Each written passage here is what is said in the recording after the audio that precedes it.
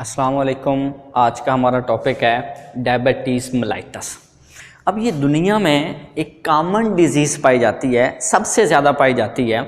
जिसको हम आम ज़ुबान में शुगर भी कहते हैं कि शुगर के पेशेंट हैं। ये बहुत ज़्यादा हमारे इन्वायरमेंट में आ रही है। असल में जो ये डिज़ीज़ है, ये डिज़ीज़ है क्या?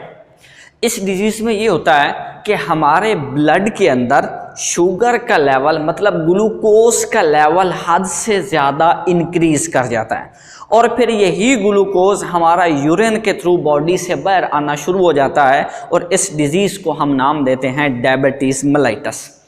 अब ये डायबिटीज़ मेलाइटस जो है ये एक हेरिडिटरी डिजीज़ है, मतलब ये पेरेंट्स से आगे बच्चों के अंदर ट्रांसफ़र होती जाती है। कोई भी ऐसी डिजीज़ जो बच्चों में ट्रांसफ़र हो तो उसका मतलब ये है कि वो जीन्स रिलेटेड डिजीज़ है, कि अगर कोई भी डिजीज़ हमें जीन्स के प्रॉब्लम की वजह से आ रही है, हमारे जीन्स का कोई हिस्सा ख़राब हो गया है जिससे वो एंजाइम्स वो प्रोटीन ठीक से नहीं बन पा रही और हमें बीमारी काज कर रही है, तो ये डिजीज़ हमेशा जो ऐसी होती हैं वो हेरिडिटरी चलती हैं। वो क्योंकि वो जीन्स ट्रांसफ़र होता रहता है तो वो पेरेंट्स से ऑफ स्प्रिंग के अंदर ये बीमारियाँ चलती रहती हैं। तो डायबिटीज मेलाइटस की दो टाइप्स होती हैं, एक है इंसुलिन डिपेंडेंट डायबिटीज मेलाइटस और दूसरी होती है non insulin dependent diabetes mellitus.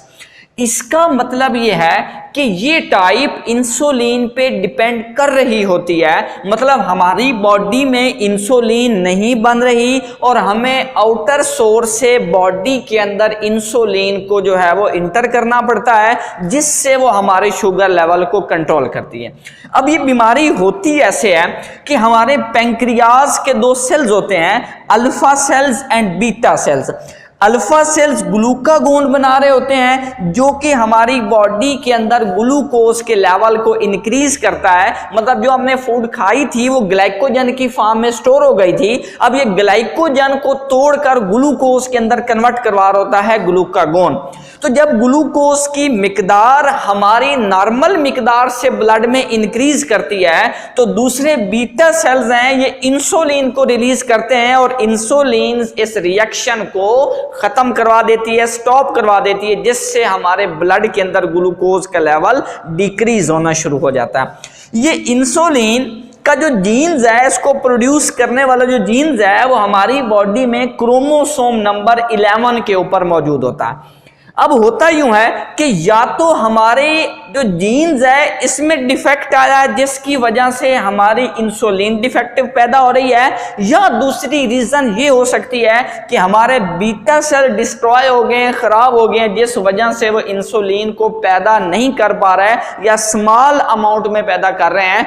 तो लेकिन ग्लूकागोन तो काम करता रहेगा जिसकी वजह से हमारे ब्लड के अंदर ग्लूकोज का लेवल इंक्रीज कर जाता है और फिर हमें इंसुलिन जो है वो आउटर सोर्स के जरिए बॉडी में इंजेक्ट करना पड़ जाती है। तो ये टाइप है डायबिटीज मेलाइटस की, ये ज्यादा तौर पर जो पेशेंट 40 इयर्स और से पहले पेशेंट होते हैं, मतलब 40 साल से जो पहले एज वाले होते हैं लोग, उनमें इस टाइप की डायबिटीज हो सकती है। दूसरी टाइप है non insulin dependent diabetes mellitus, मतलब इसके अंदर हमें इंसुलिन बाहर से नहीं लगाना पड़ती क्योंकि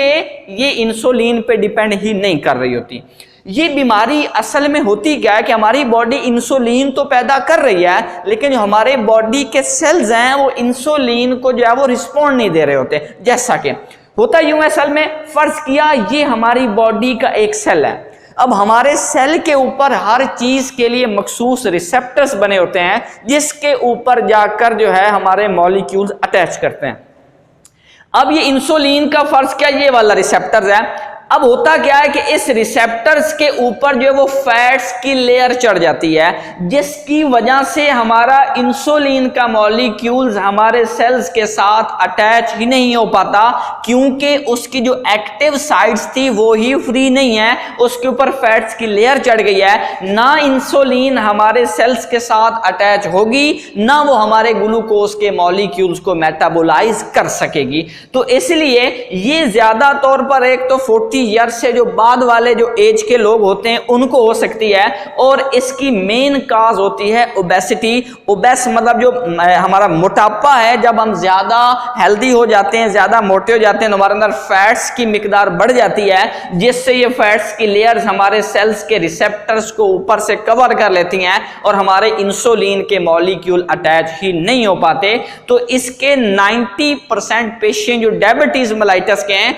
ये टाइप 2 से जो है वो डायग्नोज किए गए हैं, और इसका इलाज यही है कि आप मैक्सिमम एक्सरसाइज करें। जितनी आप एक्सरसाइज करेंगे उतने आपके जो फैट्स के मॉलिक्यूल हैं ये डाइजेस्ट होंगे, ये मेटाबोलाइज होंगे, ये टूट जाएंगे, आपके जो रिसेप्टर्स हैं वो क्लियर होते जाएंगे और आपकी इंसुलिन जो है वो रिस्पॉन्ड करना शुरू कर देती है।